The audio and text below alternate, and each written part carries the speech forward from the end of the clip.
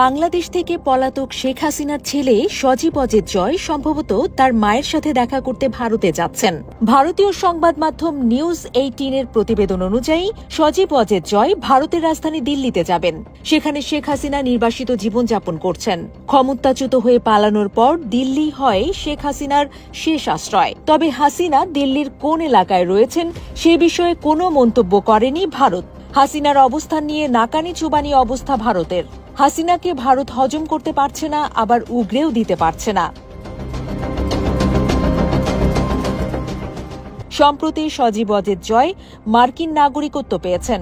সূত্র মারফত জানা গেছে, বাংলাদেশের বর্তমান তত্ত্বাবধায়ক সরকার মোহাম্মদ ইউনূসের অধীনে তার বাংলাদেশি পাসপোর্ট বাতিল করার পর তিনি নতুন পাসপোর্টের জন্য আবেদন করেছেন। আওয়ামী লীগের একজন সাবেক নেতা ভারতীয় গণমাধ্যমকে বলেছেন, আমরা খুবই আশাবাদী যে তিনি শেখ হাসিনার সাথে দেখা করবেন এবং নির্বাসিত নেতাদের সাথে কথা বলবেন। তত্ত্বাবধায়ক সরকার আওয়ামী লীগকে নিষিদ্ধ করেছে। আসন্ন নির্বাচনে দলকে অংশ নিতে বাধা দেওয়ার জন্য এটি তাদের কৌশলের একটি অংশ। তবে রাজনৈতিক জ্ঞানশূন্য জয় চমকপ্রদ কিছু করতে পারবেন না বলেই মনে করা হচ্ছে। কারণ গত 9 মাসে কিছু বিভ্রান্ত ও লোক হাসানো বক্তব্য ছাড়া আর কিছুই করতে পারেননি জয়। উল্টো বলেছেন, তার মা ও পরিবারের কেউ আর রাজনীতি করবে না। তার এই বক্তব্য হাসিনা ও আওয়ামী লীগকে উল্টো বিপাকে ফেলেছে।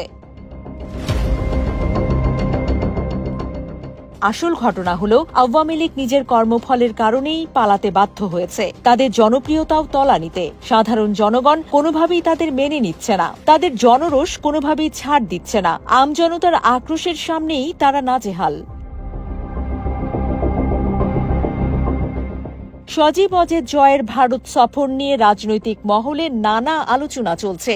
অনেকে মনে করছেন, এই সফরের মাধ্যমে তিনি নির্বাসিত নেতাদের সাথে যোগাযোগ স্থাপন করে দলের ভবিষ্যৎ কর্মপন্থা নির্ধারণ করবেন। আবার কেউ কেউ মনে করছেন, তিনি আন্তর্জাতিক মহলের সমর্থন আদায়ের চেষ্টা করবেন। যদিও জয়ের যোগ্যতা নিয়ে খোদ আওয়ামী মহলেই উঠছে নানা প্রশ্ন।